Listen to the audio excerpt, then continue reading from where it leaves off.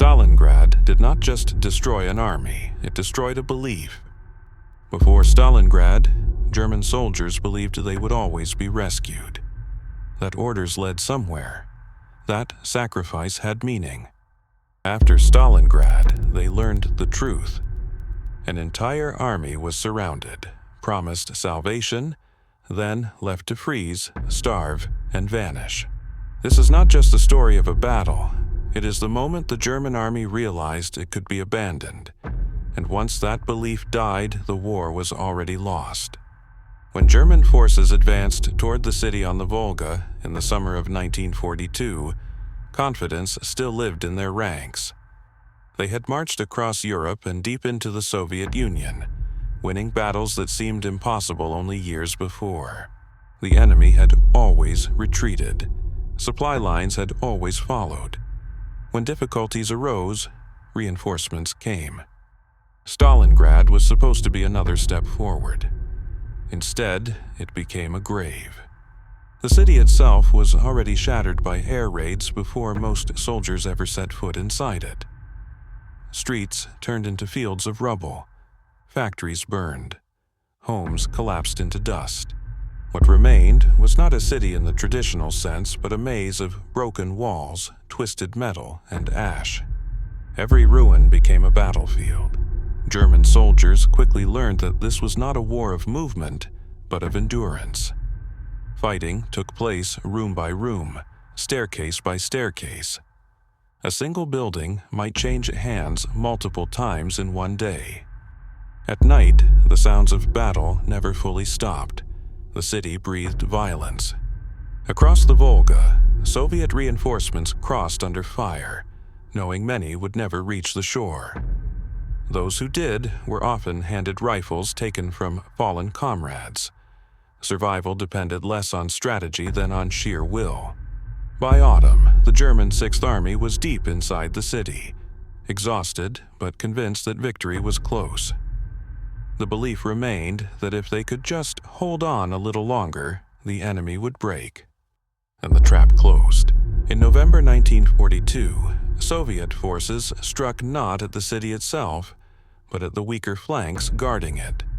Within days, the encirclement was complete. More than 300,000 German and Allied troops found themselves surrounded. At first, many believed this situation would be temporary. They had been surrounded before. Relief would come. Supplies would arrive. Orders would change. They waited. What followed was not rescue, but silence. Food supplies dwindled rapidly. Ammunition became precious. Winter tightened its grip. Temperatures fell far below freezing. Wounded men lay untreated. Horses were slaughtered for meat. Fuel vanished. Frostbite spread as quickly as disease. Yet still, orders came to hold. From far away, promises were made. Air supply was assured. Breakout attempts were forbidden. The army was told to stand fast. Day by day, reality proved otherwise. Transport aircraft could not deliver what was needed. Many never reached the encircled troops at all. Others dropped supplies into enemy-controlled territory. Rations were cut again and again. Hunger replaced discipline. Men who had once marched proudly across continents now fought over scraps of frozen bread. Weapons jammed from ice, boots disintegrated. Bodies lay unburied because the ground could not be broken. Hope eroded quietly. By January 1943, the Sixth Army was no longer a fighting force in any meaningful sense. It was a mass of exhausted, starving men clinging to ruins, waiting for an end that would not come. When surrender finally arrived, it came not with relief, but with disbelief. So many had died holding on to promises that were never meant to be kept. Only a fraction of those captured would ever return home. The impact of Stalingrad did not stop at the Volga. News spread quickly through the German army, not through official announcements, but through letters, rumors, and silence. Soldiers on other fronts understood what had happened. An army had been sacrificed. not defeated in battle alone, but abandoned by command. From that moment forward, something fundamental changed. Confidence disappeared. Soldiers no longer assumed they would be rescued. Orders were followed, but without belief. Faith in leadership cracked, even when discipline remained. The war continued, but the spirit that once drove it forward was gone. Every later battle carried the shadow of Stalingrad.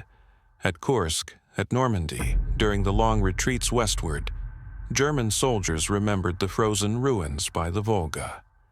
They remembered that entire formations could be left to die for the sake of pride. Fear replaced certainty. Survival replaced victory. Stalingrad taught a lesson that no propaganda could erase. Obedience did not guarantee salvation. For civilians, the lesson was just as cruel. Families waited for letters that never came. Homes were left without sons, fathers, or brothers. Entire communities carried grief without explanation. The city itself became a symbol, not just of resistance, but of cost. Stalingrad broke the German army not because it lost men, but because it shattered trust. Trust between soldier and command. Trust in promises. Trust that suffering would be justified. Once that trust was gone, the war could only move toward one end. History often marks turning points with arrows on maps and dates in books. But the true turning point of Stalingrad lived inside the minds of those who survived it. It lived in the quiet understanding that victory was no longer inevitable. It lived in the knowledge that sacrifice could be demanded without purpose. And it lived in the fear that the same fate could come again. That is why Stalingrad mattered, not only as a battle, but as a warning that when leaders refuse to accept reality, it is ordinary soldiers who pay the price. And once an army learns it can be abandoned, it never fights the same way again. That was the moment the German army was broken forever. Stalingrad reminds us that wars are not only decided by weapons or numbers, they are decided by belief. When that belief is shattered, armies may still fight, but they are already broken. The ruins along the Volga hold more than history. They hold the memory of men who waited for rescue that never came, and of a lesson written in human cost. If you believe history matters most when we listen to the people who lived it, take a moment to like this video so these stories can reach others who value memory over noise. Subscribe to Echoes of the World War II, the History Vault, for more immersive stories from the Second World War. Not just how it was fought, but what it meant to those inside it. And share this story with someone who believes the past still has lessons worth remembering. Here, we don't rush history, we listen to it.